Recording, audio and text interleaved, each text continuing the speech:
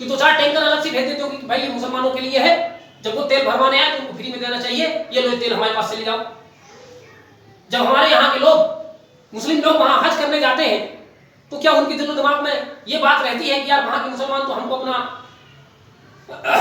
अपना जन्म स्थान अरब को मानते हैं, हमारे प्रति बड़ी निष्ठा रखते हैं, तो भारत सरकार को सब्सिडी की जरूरत क्यों पड़े? भारत के मुसलमान गरीब है, चलो हम ही व्यवस्था करते हैं इनको फ्री में आने दिया जाए। नहीं, ऐसा कुछ नहीं। तो ये बात समझनी चाहिए कि हमें अगर प्रेरणा लेनी है तो हमें अपनी संस्कृति, अपने समाज के अंदर से प्रेरणा ढूंढनी चाहिए। भारत में भी प्रेरणा देने वाले बहुत महान पुरुष हुए हैं, इस्लाम के अंदर हुए हैं, पैगंबर साहब हुए हैं, उनके बहुत सारे फॉलोवर हुए हैं, सूफी सेंट्स हुए हैं, अब्दुल कलाम हुए हैं, ऐसे बहुत सारे लोग हैं। तो हमें प्रेरणा बाहर से ढूंढने की जरूरत नहीं है, ठीक है। तो ये बाहर से प्रेरणा लेना शुरू की और इन्होंने भी एक प्रकार से ये बताना मुसलमानों को शुरू किया कि हमारी जड़ें तो हिंदुस्तान में है ही नहीं, और अगर हम हिंदुस्तान में हिंदुओं के साथ रहेंगे तो हमारा शोषण होता रहेगा, हमें अपनी जड़ों की ओर लौटना पड़ेगा। ये तमाम बात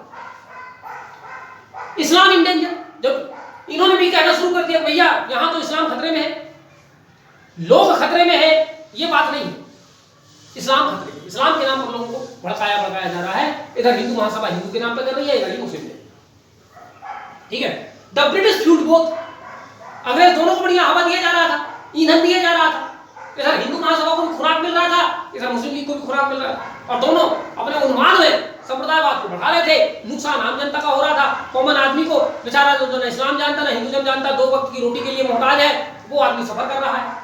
इलीट क्लास मजे मार रहे हैं, धर्म के नाम पर लड़ा झगड़ा लगा, ठीक है, और अंग्रेज दूर खड़े होकर ताली बजा रहे हैं, वाह बड़ा मजा आ रहा है, ठीक है। Communal view of Indian history, संप्रदायवाद को बढ़ाने के पीछे एक बहुत बड़ा कारण यह है कि हमारे भारतीय इतिहास को भी संप्रदाय की दृष्टि से, धर्म की दृष्टि से देखा गया है। जैसे ज्यादातर ब्रिटिश इतिहासकार, जिनमें एक बड़े महत्वपूर्ण हैं जेम्स मिल, बड़े उदारवादी चिंतक थे, इतिहासकार भी थे, इन्हीं के फिर बेटा हुए हैं जेम्स स्टुअर्ट मिल, जेएस मिल, ठीक है, जिनको स्वतंत्रता का जनक कहा जाता है, उदारवाद का जनक कहा जाता है। ये उन्हीं जेएस मिल के पिता थे, जेम्स मिल। ये 1857 की विद्रोह इत्यादि और उसके बाद भी भारत में लंबे समय तक रहे और इतिहास का लेखन किया। इन्होंने अपने इतिहास लेखन में ये कहा कि भारत का इतिहास 2 भागों में बटा हुआ है, एक प्राचीन काल का इतिहास, दूसरा मध्यकाल का इतिहास। और जो प्राचीन काल का इतिहास है वो हिंदुओं का इतिहास है, वो हिंदू पीरियड है, और जो मध्यकाल का इतिहास है वो मुसलमानों का पीरियड है। प्राचीन काल में हिंदू शासक वर्ग हुआ करते थे और मुसलमान और दूसरे धर्म के लोग जो हैं वो शासित वर्ग हुआ करते थे। हिंदू रूलर थे और ये रूल्ड थे, सब्जेक्ट थे।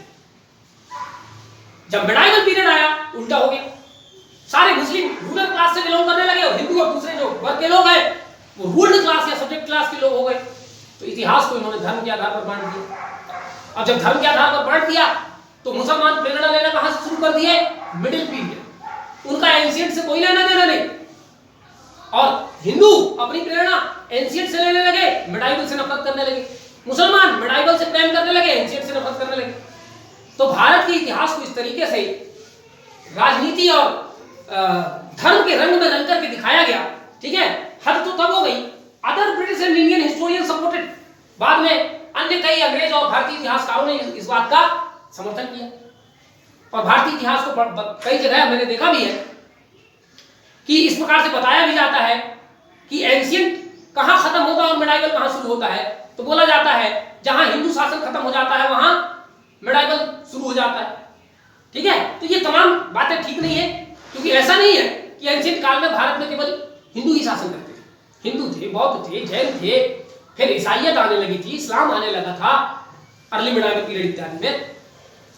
उसी प्रकार मिडाइवल पीरियड में क्या केवल मुस्लिम ही शासन करते थे? ऐसा नहीं, राजपूत शासक थे, चंदेल थे, गुर्जर थे, पाल थे, प्रतिहार थे, फिर विजयनगर बना, फिर बहमनी बना। तो ऐसा नहीं है कि मिडाइवल पीरियड टोटली मुस्लिम पीरियड रहा है, ठीक है। तो लेकिन इस प्रकार का एक कम्युनल हिस्ट्री हमको बताई समझाई जाती है। तो ये एक हमारे इतिहास लेखन का दोष है, और ये दोष अंग्रेजों ने डाला, जिसको आगे चल के हमको ठीक करना चाहिए था, लेकिन हमने ठीक नहीं किया, हम उसी रंग में लगे रहे, ठीक है। और बहुत सारी झूठी बातें जो अंग्रेज लिख के रहे हमारी किताबों में, हम उसको आज बड़े गर्व के साथ पढ़ते हैं, ठीक है। तो इस पर गांधी जी का एक स्टेटमेंट है भी,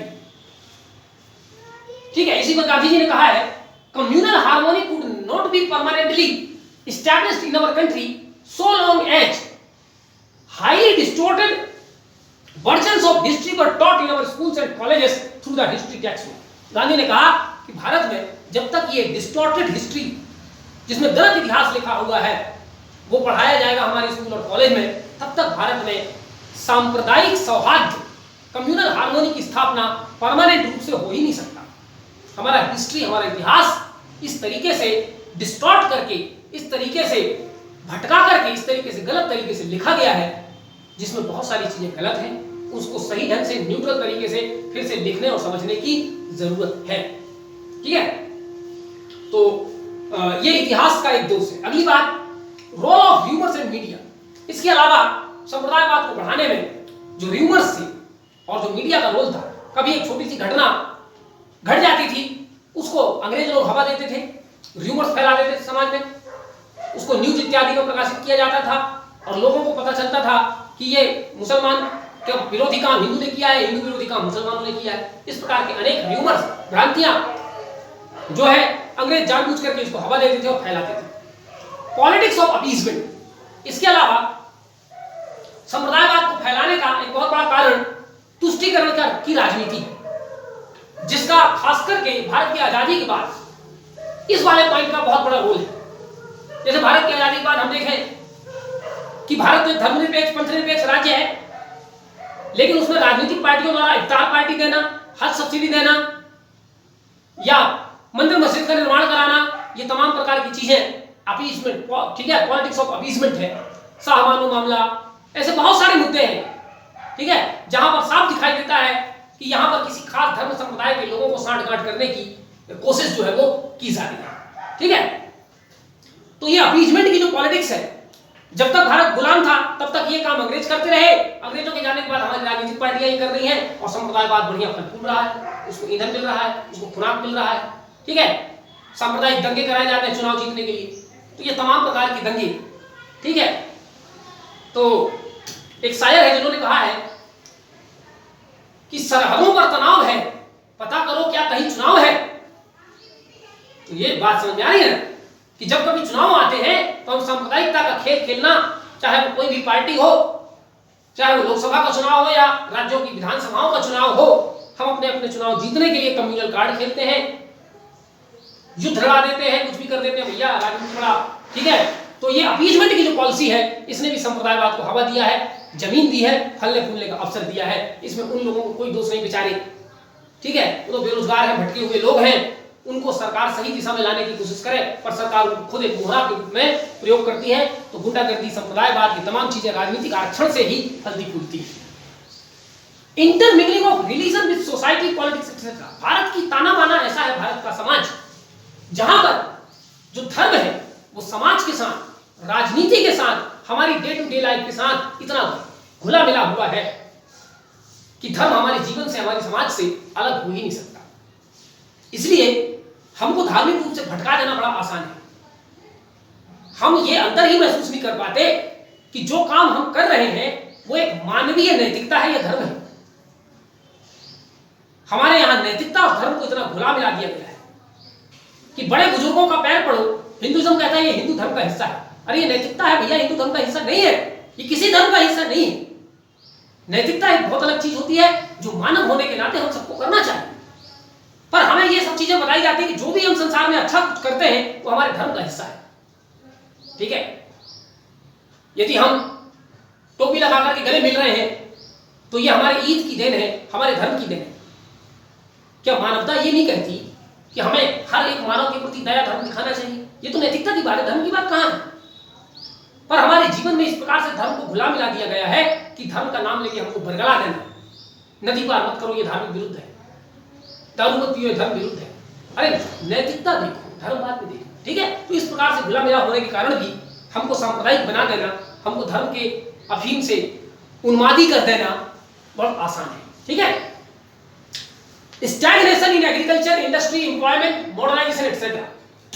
खास करके जिस समाज में, चाहे वो हिंदू समाज हो, मुस्लिम समाज हो या कोई भी समाज हो, जहां पर बेरोजगारी होती है, अशिक्षा होती है, निकम्मापन, बेकारीपन होता है, युवा भ्रमित होते हैं, पढ़े लिखे नहीं होते, वहां पर सांप्रदायिकता का फलना फूलना और ज्यादा आसान हो जाता है। और ये दुर्भाग्य रहा है भारत का कि 550 साल तक इस्लामिक शासन रहा भारत में।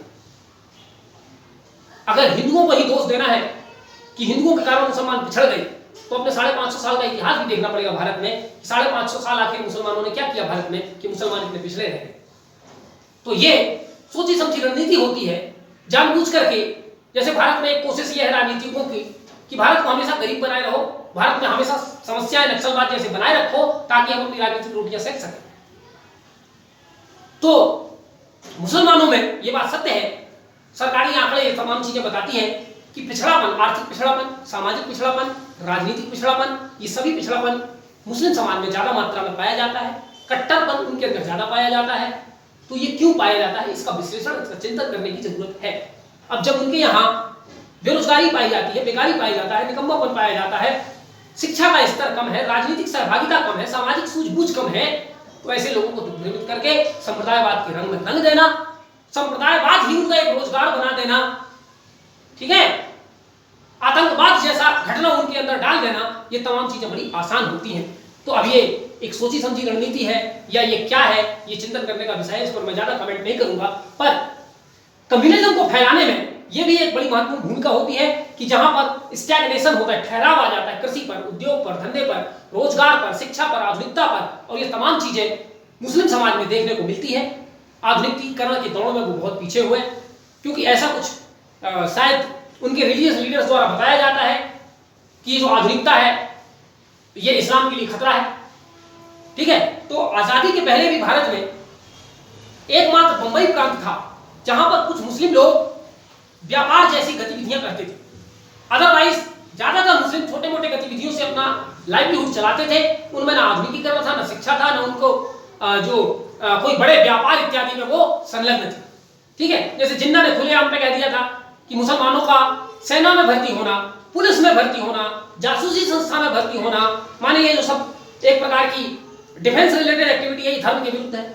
अब जब इनमें आगे ही नहीं जाने दोगे तो कोई कर्नल ब्रिगेडियर कैसे बनेगा, कोई पुलिस में बड़ा अधिकारी कैसे बनेगा, कोई बड़ा फेमस जासूस कैसे बनेगा। तो इस प्रकार की धर्मांधता के कारण भी पिछड़ापन आता है, और इसी पिछड़ेपन का फायदा उठा करके लाइवलीहुड के कारण, सर्वाइवल के कारण सांप्रदायिकवाद जैसी चीजें फलती फूलती रहती हैं। एडमिनिस्ट्रेटिव फेल्यूर, आजादी के बाद और आजादी के पहले भी शासन प्रशासन ने अगर कहीं कोई पिछड़ापन है तो उस पिछड़ापन को दूर करने के लिए पर्याप्त दिल से प्रयास नहीं किए गए, ऊपर से लीपापोती कर दिया गया। जैसे अंग्रेज कहते थे हम मुसलमानों के बड़े हितैषी हैं, तो देखा जाए तो 1858 के बाद से 1947 तक लगभग 90-100 साल का जो पीरियड रहा है, इसमें तुमने हमेशा मुसलमानों का पक्ष लिया, तो कौन सा भला कर दिया मुसलमानों का। तो पिछड़ापन है तो अपनी प्रशासनिक नीतियां ऐसी बनाते कि उनका कुछ भला कर जाते। आप तो संप्रदायवाद का जहर बोल के भग गए, और आज ये वही देश है जिन्होंने मुसलमानों को ललोचप्पो किया, आज ये वही देश है जो उनको वीजा नहीं दे रहे, ठीक है। तो उनकी निष्ठा और उनकी मुसलमानों के प्रति प्रेम साफ जाहिर होता है कि उनका इरादा क्या था। तो ये प्रशासनिक फेल्यूर है, एडमिनिस्ट्रेटिव फेल्यूर है, ये भी बहुत बड़ा कारण है कि जिस वर्ग, जिस समाज में सांप्रदायिकवाद फैला हुआ है, उसको आगे बढ़ाने के लिए उनके धार्मिक नेता, सामाजिक नेता क्या कर रहे हैं, अपनी अपनी रोटियां सेक रहे हैं। सब उसको चुनावी मुद्दा बना देते हैं कि मुसलमानों को रोजगार नहीं मिलता, मुसलमानों को सिविल सेवा में स्थान नहीं मिलता, मुसलमान फलाने जगह में एक्टिव नहीं है। तो भाई तुम क्या कर रहे हो, करो ना भाई कुछ, ठीक है। तो केवल चिल्लाते रहने से और वोट लेने के बाद फिर अपना बैठ गए और उनको जानबूझ करके पिछड़ेपन में ढकेल दिया कि तुम जब तक पीछे रहोगे तब तक हम आगे रहेंगे। तो ये सारी बातें समझनी पड़ेगी। इसके अलावा संप्रदायवाद को बढ़ाने के बहुत सारे कारणों में से प्रीजुडाइसिस, पूर्वाग्रह हम लोग समझते हैं, अतीत की कोई घटना, उसी को हमने दिल दिमाग में बिठा लिया, उसी को जीवन भर आगे बढ़ाते रहे। एक बहुत अच्छी फिल्म है ये मेरा इंडिया, उसमें दो मुस्लिम लोग नमाज पढ़ के निकलते हैं, एक अमेरिका से आया पढ़ा लिखा है, एक टोपी ओपी लगाया हुआ, और वो जब बाहर निकलता है, बाहर निकलते हैं नमाज पढ़ के, तो दूसरा आदमी अपने यहां से बंदूक निकालता है पेंट में से, तो दूसरा आदमी वो देख लेता है, तो बोलता है यार ये तुम बंदूक लेके कम से कम मस्जिद में आए हो, ये क्या बात है। बोले मुझे हिंदुओं से खतरा है। बोले हिंदुओं के प्रति तुम संकित क्यों हो, तो वो बताता है बात पार्टीशन की है। जब हिंदुओं ने हमारे लोगों को मारा था, हमारा घर जलाया था, और वो पूरा जो नजारा है वो मेरे दिल दिमाग में बसा हुआ है, और हिंदुओं के प्रति मेरे मन में शंका है, हिंदुओं के प्रति मेरे मन में नफरत है। बोले देखो मैं भी मुसलमान हूं, और उस दंगे में मेरा भी पूरा परिवार मर गया था, मैं अकेला बचा था, छोटा सा बच्चा, और मुझे एक हिंदू ने पाला, और उस हिंदू ने मुझे इस तरीके से पाला कि उसने कभी मेरे ऊपर अपना धर्म लादने की कोशिश नहीं की। उसने मुझे इस्लामी तरीके से शिक्षा दीक्षा दिलवाया, मेरे अपने धर्म के हिसाब से मुझे फलने फूलने का अवसर दिया, और बोले आज उस घर में मैं एक जगह बैठ करके कुरान पढ़ता हूं, तो एक जगह बैठ करके भागवत पढ़ते हैं। तो मैं अपने आप को अतीत के इस याद के साथ जुड़ा हुआ हूं जिसमें मुझे हिंदू का एक अच्छा चेहरा दिखाई देता है, और तुमने अपने आप को अतीत की उस घटना के साथ जोड़ा है जिसमें आपको हिंदू का एक बुरा चेहरा दिखाई देता है। तो ये सब हमारे परसेप्शन की बात है। तो सारे मुसलमान बुरे होते हैं या सारे हिंदू बुरे होते हैं, ऐसा नहीं। मुस्लिम में भी बहुत सारे मुसलमान अच्छे हैं, बहुत सारे हिंदू अच्छे हैं। हम अपनी यादें किस घटना के साथ जुड़ते हैं, हम अपने आप को किसके साथ लिंक करते हैं, तो यहां से हमारा पूर्वाग्रह बनता है। यही पूर्वाग्रह हमें जीवन में आगे बढ़ाता है या पीछे खींचता है।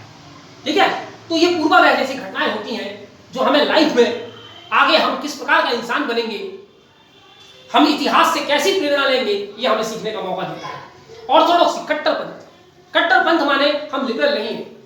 हमारे धर्म में, हमारे धर्म ग्रंथों में जो लिख दिया उसको हम रैशनल होकर के, मोरल होकर के सोचने समझने विचारने की बात ध्यान नहीं देते। बस बलि देना है, मन देना है। उसके पीछे क्या लॉजिक है, उसके पीछे क्या रीजन है, क्या वो मोरल है, क्या वो इमोरल है? नहीं, धर्म में लिखा है हम करेंगे।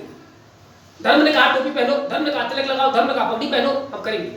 इन सब के पीछे का तर्क क्या है, लॉजिक क्या है, रीजन क्या है? जो इन सब प्रपंच में नहीं पढ़ते वो जीवन में आगे बढ़ रहे। आज पश्चिम के देश में न कोई तिलक लगाता, न कोई पगड़ी बांधता। दुनिया में सबसे ज्यादा तरक्की वही कर रहे हैं। हम इधर तिलक भी लगा रहे, 5 वक्त का नमाज भी पढ़ रहे, तीर्थ यात्रा भी कर रहे, गंगा में नहा भी रहे, रिजल्ट क्या हो रहा है? हम सब पिछड़े जा रहे हैं। ठीक है, ये कोरोना ने साबित कर दिया कि धर्म बड़ा है कि विज्ञान। आज आखिर सब विज्ञान की शरण में जा रहे हैं। कोई कह रहे थे गंगा जल पी लो तो ठीक हो जाओ, कोई कह रहे थे मक्का का पानी पी लो तो ठीक हो जाओ, कोई कह रहे थे भैया जो पादरी अपने पास पानी रखता है वो पानी डाल दे किसी पानी में, फिर उसको सब पी ले तो ठीक हो जाएंगे। क्या हो रहा है? जिन्होंने ये माना वो अल्लाह को और ईश्वर को प्यारे हो गए। तो आज विज्ञान रक्षा कर रहा है ना समाज की, धर्म रक्षा कर रहा है। तो धर्म ठीक है, अपनी हद तक ठीक है, लेकिन उसमें लॉजिकल रैशनैलिटी ये सब चीजों का होना बहुत जरूरी है। तो ऑर्थोडॉक्सी, कट्टरपंथ, इंटॉलरेंस, असहनशीलता, ये तमाम चीजें हैं जो संप्रदायवाद को बढ़ावा देती हैं।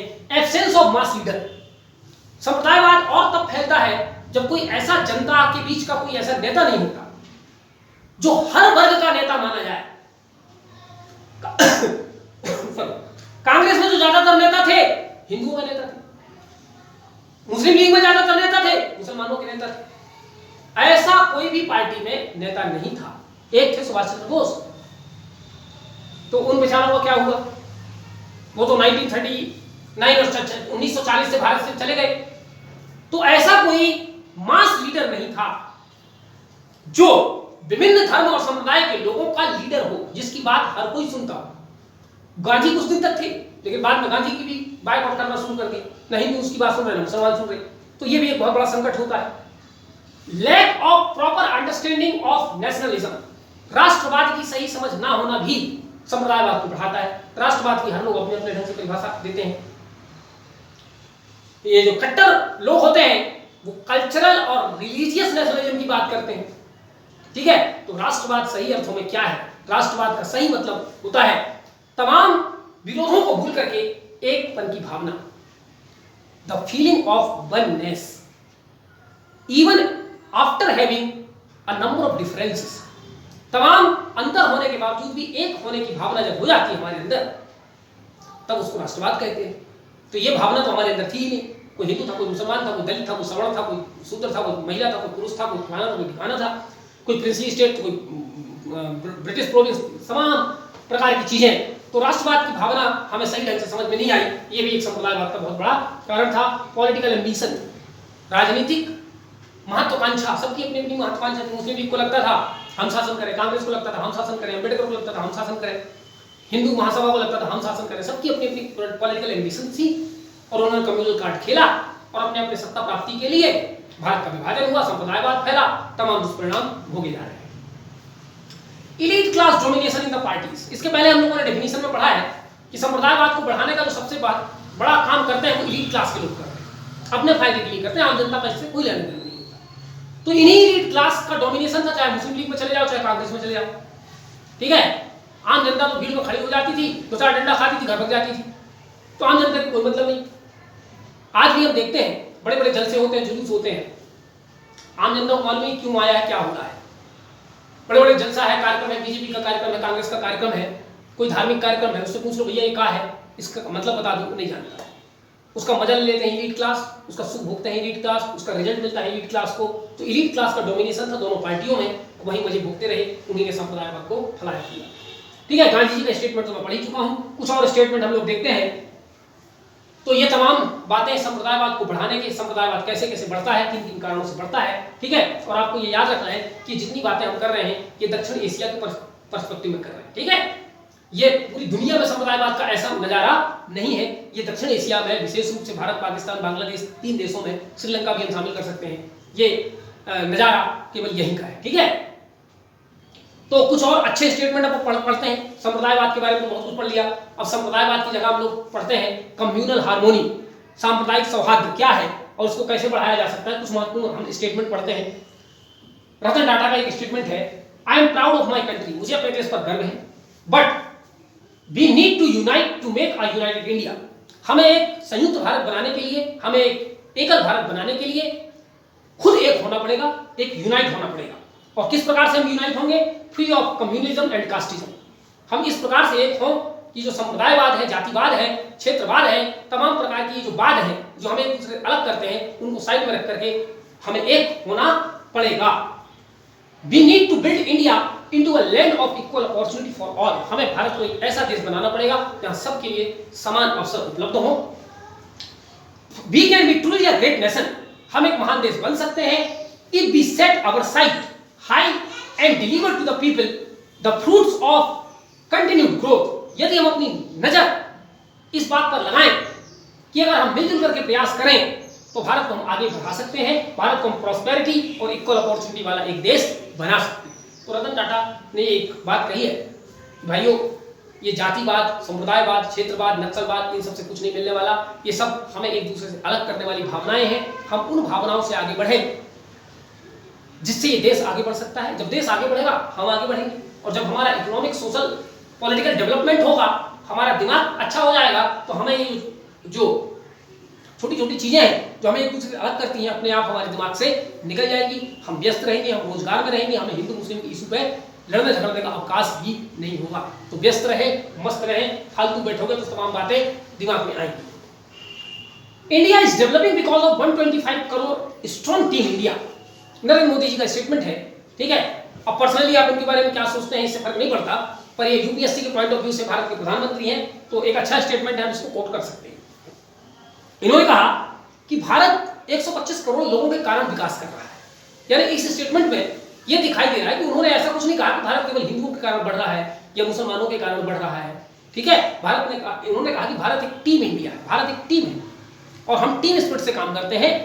जिस प्रकार से इंडियन क्रिकेट टीम में हिंदू भी है, मुस्लिम भी है, सिख भी है, क्रिश्चियन भी है, कई धर्म के लोग हैं, लेकिन जब हम खेलने जाते हैं तो हम पर्सनल लाइफ में क्या है उसको ध्यान में नहीं रखते, हम एक टीम की तरह खेलते हैं और जब जीतते हैं तो टीम की तरह उत्साह मनाते हैं, जब हारते हैं तो टीम की तरह उदास होते हैं, एक दूसरे को चीयर करते हैं, एक टीम की भावना होती है। तो भारत भी एक टीम है जिसमें 125 करोड़ लोग हैं। 125 करोड़ माने जब उन्होंने स्टेटमेंट दिया था ये तब 125 अब 130 हो गए होंगे, ठीक है। We have to end the curse of communism, casteism etcetera with the sweetness of development. ये जो संप्रदायवाद, जातिवाद का जो अभिशाप भारत को लगा हुआ है, इसे हमें विकास के द्वारा खत्म करना है, विकास की मिठास से खत्म करना है। यानी कुल मिलाकर के हमें सबका विकास करना है, सबका विकास। और क्या नारा है वो आप ध्यान कर लेंगे, ठीक है। इस प्रकार का कुछ बात यहाँ पर कही गई है, ठीक है। तो अच्छी बात है।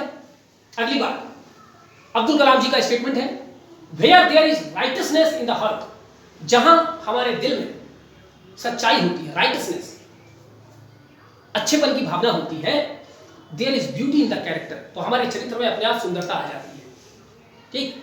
आगे when there is beauty in the character there is harmony in the home. जब हमारे चरित्र में सुंदरता आ जाती है तो हम अपने घर में हार्मोनी, सौहार्दता, मेल मिलाप के साथ रहना शुरू कर देते हैं। और when there is harmony in the home there is order in the nation. जब हमारे घर में व्यवस्था है, हम घर में मेल मिलाप के साथ रहते हैं, तो यही भावना पूरे देश में शामिल हो जाती है और पूरे देश में एक व्यवस्था डेवलप हो जाता है। वहां संप्रदायवाद जैसी चीजों के लिए जगह नहीं रहता। और when there is order in the nation there is peace in the world. और जब दुनिया भर के तमाम देशों में व्यवस्थाएं हैं, सौहार्दता है, पूरी दुनिया में शांति स्थापित हो सकती है। ऐसा अब्दुल कलाम जी का स्टेटमेंट है। ठीक है, मैंने थोड़ा शॉर्ट में लिखा है चीजों को। तो ये तमाम बातें संप्रदायवाद से हम लोगों ने यहाँ पर देखा और कैसे इसकी उत्पत्ति हुई। यहाँ तक संप्रदायवाद का चैप्टर जो है वो कंप्लीट होता है। और ये मैंने जो कवर किया है ये आज़ादी मिलने के पहले तक किया है। आज़ादी के बाद संप्रदायवाद की क्या स्थिति है, फिर उसको कैसे कम किया जा सकता है, ये तमाम चीजें मैं आपको कभी और आगे चर्चा करूंगा। धन्यवाद।